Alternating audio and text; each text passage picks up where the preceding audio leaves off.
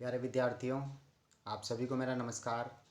मैं डॉक्टर नेमीचंद कुमावत, सहायक आचार्य हिंदी विषय, राजकीय महाविद्यालय की आपकी इस बीए प्रथम वर्ष विषय हिंदी साहित्य के द्वितीय प्रश्न पत्र की आज की इस ऑनलाइन कक्षा में मैं आप सभी का हार्दिक अभिनंदन और स्वागत करता हूं।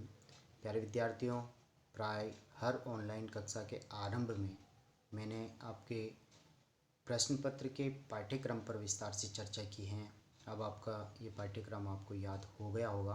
आपकी अंक योजना के बारे में भी विस्तार से चर्चा की। विश्वविद्यालय की जो मुख्य परीक्षा होती है उसमें कितने प्रश्न और कितने अंकों के आते हैं, उस पर भी मैंने काफ़ी विस्तार से चर्चा पिछली ऑनलाइन कक्षाओं में की है। एक बार पुनः मैं बता देता हूँ कि आपके इस प्रश्न पत्र में केवल मात्र 5 क्वेश्चनों का आपको उत्तर देने हैं। पाँचों क्वेश्चन 20-20 अंकों के होंगे, यानी कुल 10 प्रश्न आते हैं, वो अथवा में आते हैं और उनमें से आपको 5 ही प्रश्नों के उत्तर देने हैं। आरंभिक जो 20-20 अंकों के जो प्रश्न होंगे अथवाओं में, वो हिंदी भाषा के उद्भव और विकास से संबंधित होंगे। प्राचीन, मध्यकालीन, आधुनिक आर्य भाषाएँ, अवधी, ब्रज और राजस्थानी भाषा की बोलियाँ और भाषा वैज्ञानिक परिचय से संबंधित 20-20 अंकों के ये 2 क्वेश्चन, 40 अंकों का पाठ्यक्रम भाषा विज्ञान है। साथ ही जो हिंदी साहित्य का इतिहास 60 अंकों का है, 20-20 अंकों के 3 क्वेश्चन उसमें आने वाले हैं। और अभी हाल ही की जो पिछली ऑनलाइन कक्षाएं हुई थी उसमें हमने आदिकाल, भक्तिकाल और रीतिकाल से संबंधित पाठ्यक्रम को हमने पढ़ लिया है। सभी के प्राय मैंने मॉडल आंसर के रूप में आपको पढ़ाया और इन सभी के PDF नोट्स मैंने आपके व्हाट्सएप ग्रुप पर भी शेयर कर दिए हैं। आप वहाँ से भी अध्ययन कर सकते हैं। और हाल ही की जो 1-2 ऑनलाइन कक्षाएँ हुई थी उसमें हमने अंतिम जो चौथा कालखंड आपका बचा हुआ है पाठ्यक्रम शेष हैं, आधुनिक युग और आधुनिक काल की पहली काव्य धारा भारतेंदु युग हैं। तो हमने भारतेंदु युग के प्रमुख कवियों का संक्षिप्त परिचय पढ़ते हुए हमने भारतेंदु युग की प्रमुख काव्य प्रवृत्तियों पर चर्चा की थी, जिसमें आरंभिक 6 काव्य प्रवृत्तियों को हम पढ़ चुके हैं और एक मॉडल आंसर के रूप में हम इसको पढ़ रहे हैं। आज उसी क्रम को जारी रखते हुए हम 7वीं काव्य प्रवृत्ति जो इस युग की है वह समस्या पूर्ति का काव्य। भारतेंदु काल के कवि समस्या पूर्ति के रूप में भी काव्य रचना करते थे। कोई एक पंक्ति या पद्यांश समस्या के रूप में दिया जाता था और कविजन विलक्षण कल्पनाएं करते हुए उस समस्या की पूर्ति हेतु काव्य रचना करते थे, यानी उसका हल काव्य रचना से बताते थे। समस्या पूर्ति का प्रमुख नियम यह था कि दी गई पंक्ति छंद या कविता के अंत में ही आनी चाहिए।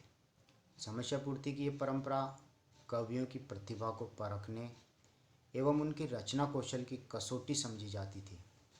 कवि गोष्ठियों में समस्या पूर्ति की प्रतियोगिताएं होती थी और रसिक समाज उन्हें बड़े चाव से सुनता था। समस्या पूर्ति की जो विषय दिए जाते थे वे प्राय श्रृंगार रस से संबंधित होते थे। कानपुर की एक संस्था रसिक समाज में एक बार समस्या पूर्ति के लिए एक पंक्ति दी गई थी, पपिया जब पूछी है पीऊ कहाँ, अर्थात पपैया जब पूछता है कि प्रियतम कहाँ है। तो इस समस्या पूर्ति का जो उत्तर है वो प्रताप नारायण मिश्र जी ने इन पंक्तियों में दिया है। बन बैठी है मान की मूर्ति सी, यानी जब मान की मूर्ति बन के जब स्त्री बैठ जाती है, मुख खोलत बोले ने ना ही न हाँ, यानी मुख तो खोलती है लेकिन न तो हाँ बोलती है न ना बोलती है, क्योंकि वह मान करके बैठी हुई है श्रृंगार में। तुम ही मनुहारी के हारी परे, अर्थात कृष्ण ही उनका मनुहार करते हार गए हैं। सखियान की कौन चलाई ता, और वहाँ पर सखियाँ उसको नहीं मना सकती। जब प्रियतम आकर के नहीं मना सकता तो सखियाँ कैसे मनाइए। वर्षा है प्रताप जू धीर धरो, अब लो मन को समझो तहाँ, यानी वर्षा है प्रताप जू, यानी ये तो वर्षा का प्रताप है, थोड़ा धैर्य धारण करो, उसका अबला मन है। समझायो जहाँ, उसको थोड़ा सा समझाया गया। वे ब्यारी तबे बदलेगी कछु, पपिया जब पूछी है पीऊ का, अर्थात जब पपैया आकर के पूछेगा प्रीतम का, वर्षा का जल कहाँ है, तब वह जो है वह ये स्थिति उसकी बदलेगी और वो मान टूटेगा। इस तरह से समस्या पूर्ति का उत्तर ये कविजन दिया करते थे। समस्या पूर्ति के माध्यम से उक्ति वैचित्र्य, अलंकरण एवं कल्पना का मनोहारी वर्णन यानी प्रयोग करने की रीतिकालीन प्रवृत्ति को काव्य में पर्याप्त आश्रय मिला। समस्या पूर्ति की दृष्टि से इस युग के काव्य संग्रह हैं समस्या पूर्ति सर्वस्व अंबिका दत्त व्यास जी का, और समस्या पूर्ति प्रदीप गोविंद गिल्ला भाई जी का, और समस्या प्रकाश द्विजगंग कवि का आदि। अगली जो काव्य प्रवृत्ति है वह है ब्रज भाषा का प्रयोग, यानी खड़ी बोली हिंदी का प्रयोग इस काल में भी हुआ था। फूलों का गुच्छा भारतेंदु जी का काव्य संग्रह है जिसमें खड़ी बोली हिंदी का प्रयोग है, लेकिन प्राय सभी कवियों ने ब्रज भाषा का ही प्रयोग किया है। खड़ी बोली हिंदी का प्रयोग अगले कालखंड यानी द्विवेदी युग में पूरी तरह से आरंभ हो जाता है। भारतेंदु युग के अधिकांश कवियों ने ब्रज भाषा में ही काव्य रचना की है। कविता के क्षेत्र में ब्रज भाषा का और गद्य के क्षेत्र में खड़ी बोली हिंदी का प्रयोग हुआ है। इन कवियों की भाषा पद्माकर एवं घनानंद जैसी परिष्कृत भाषा तो नहीं है, किंतु उनमें प्रवाह एवं स्वाभाविकता मौजूद है। प्रताप नारायण मिश्र की भाषा में कन्नौजी का प्रभाव है तथा उर्दू शब्दों का प्रयोग साफ झलकता दिखाई देता है। भारतेंदु जी ने यद्यपि साफ सुथरी ब्रज भाषा का प्रयोग किया, तथापि उनकी जो रचना है फूलों का गुच्छा में उर्दू के पर्याप्त शब्द भी मौजूद हैं। कुछ कवि खड़ी बोली में भी कविता लिखते थे, किंतु वे कला एवं भाव की दृष्टि से प्रभावपूर्ण नहीं है। प्रताप नारायण मिश्र जी का एक उदाहरण देखिए, चेहूँ जो साँचों निज कल्याण, यदि हे भारतीयों तुम वास्तव में सच में ही अपना कल्याण चाहते हो तो सब मिली भारत संतान, तो हे भारत भाइयों, हे भारत माता की संतानों, सब मिलकर के संगठित होकर के जपो निरंतर एक जवान, एक ही जवान से एक ही वाणी से लगातार ये जाप करो, हिंदी हिंदू हिंदुस्तान, अर्थात हिंदी हमारी भाषा है, हम हिंदू हैं और हिंदुस्तान हमारा देश है। तो इस तरह की जो है ब्रज भाषा में रचनाएं इस काल के कवियों ने लिखी हैं। अगली जो काव्य प्रवृत्ति हैं वह है काव्य रूप एवं छंद। भारतेंदु युग में मुक्तक काव्य की प्रधानता रही है। समसामयिक विषयों पर उपदेशपरक फुटकर पद्य लिखे गए, जिनमें भाव की गहनता एवं कला का उत्कर्ष दिखाई नहीं पड़ता। कुछ रचनाएं तो तुकबंदियाँ मात्र प्रतीत होती है। अधिकांश कवियों ने मुक्तक शैली में लिखा, तथापि कुछ प्रबंध काव्य भी लिखे गए। इन कवियों ने दोहा, चौपाई, कुंडलियाँ, रोला, सवैया, हरिगीतिका, कवित जैसे परंपरागत छंदों में अपनी काव्य रचनाएं प्रस्तुत की है।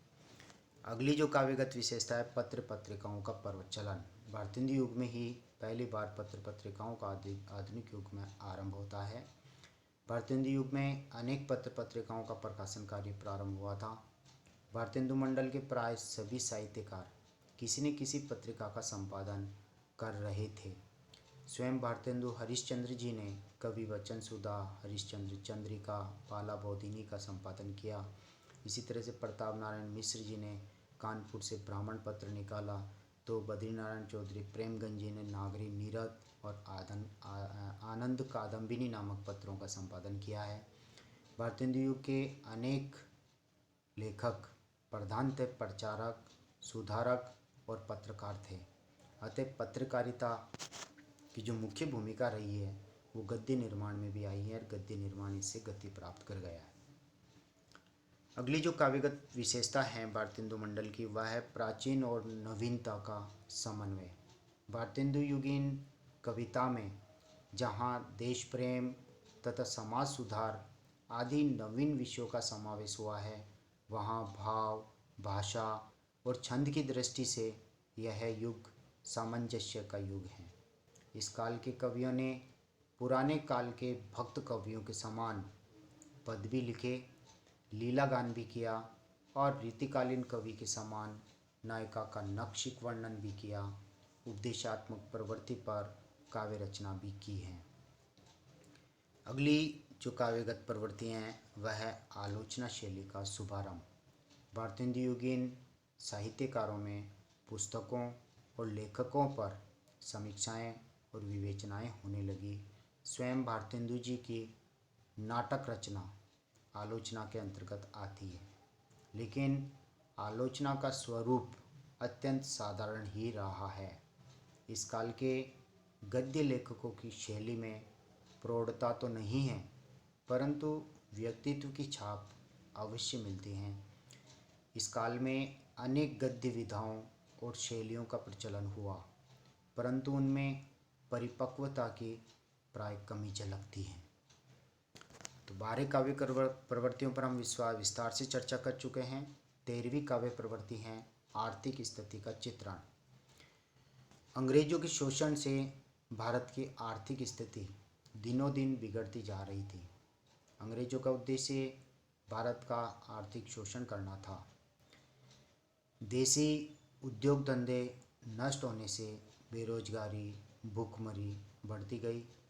किसानों पर मनमाने टैक्स लगाए गए थे, जिससे अकाल, दरिद्रता, महंगाई आदि समस्याएं दिनों दिन सामने आई। भारतेंदु मंडल के प्राय सभी कवियों ने साहित्य के माध्यम से भारतीय जनता को अंग्रेजों के विरुद्ध चेताया। प्रताप नारायण मिश्र जी की ब्रेडला स्वागत कविता का उदाहरण यहाँ पर द्रष्टव्य है। तबई लख्यो जहाँ रहियो एक दिन कंचन बरसात, अर्थात ब्रेडला को कहा जा रहा है कि इस भारत भूमि को तब देखते तब निरखते जब यहाँ सोने की बरसात हुआ करती थी। तय चौथाई जन रूखी रोटी को तरसत, और वहीं आज भारत में चौथाई जन यानी हर चौथा व्यक्ति एक तरह से सूखी रोटी खाने को मजबूर है, रोटी के लिए तरसता है, भूखा मर रहा है। जहाँ अमन की गुटली और बिरचन की छालें, और जहाँ संपन्न था अंग्रेजों के शासन के पूर्व आम की गुठलियाँ और बिरचन की छालें, ज्वार चून में मेली लोग परिवार ही पालें, और अब मजबूर हैं आम की गुठलियाँ खाने के लिए, बिरचन की छाल, पेड़ों की छाल खाने के लिए, ज्वार और एक तरह से चूर्ण मिला करके लोग अपने परिवार को पाल रहे हैं। नॉन तेल लकड़ी घासों पर टिकस लगे जहें, और जहाँ नमक, तेल, लकड़ी, घास जैसे सामान्य कोटि के विषयों पर भी टैक्स लगाए जाने लगे हैं। चना चिरौंजी मोल मिले जहें, दीन प्रजा के, यानी चना भी चिरौंजी के मोल मिलने लग गया है, तो दीन प्रजा फिर दुखी क्यों नहीं होगी। तो इस तरह से हमने भारतेंदु युग की इन 13 काव्य प्रवृत्तियों पर विस्तार से चर्चा की है। तो प्यारे विद्यार्थियों, आज हम इस प्रश्न को एक मॉडल आंसर के रूप में हम समाप्त करने जा रहे हैं। अब हम निष्कर्ष की ओर बढ़ रहे हैं।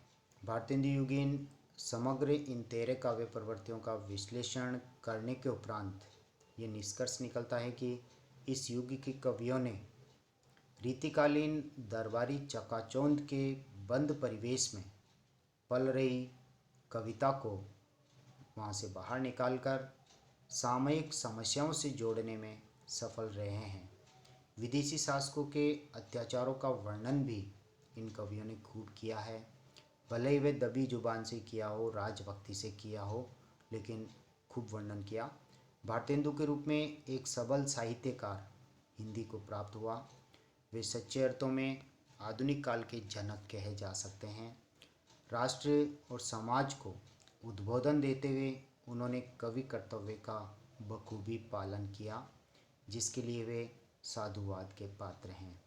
तो प्यारे विद्यार्थियों, इन 3 ऑनलाइन कक्षाओं में हमने भारतेंदु युग के प्रमुख कवियों पर और भारतेंदु युग की प्रमुख काव्यगत विशेषताएं, पृष्ठभूमि आदि पर हमने विस्तार से चर्चा करते हुए इन 3 ऑनलाइन कक्षाओं में इस एक मॉडल आंसर को हमने विस्तार से चर्चा करते हुए पढ़ा है। इन 13 काव्य प्रवृत्तियों को आप याद रखें, उदाहरण कविताओं के जरूर दें, तभी मुख्य परीक्षा में आपके अधिक से अधिक अंक आ सकेंगे।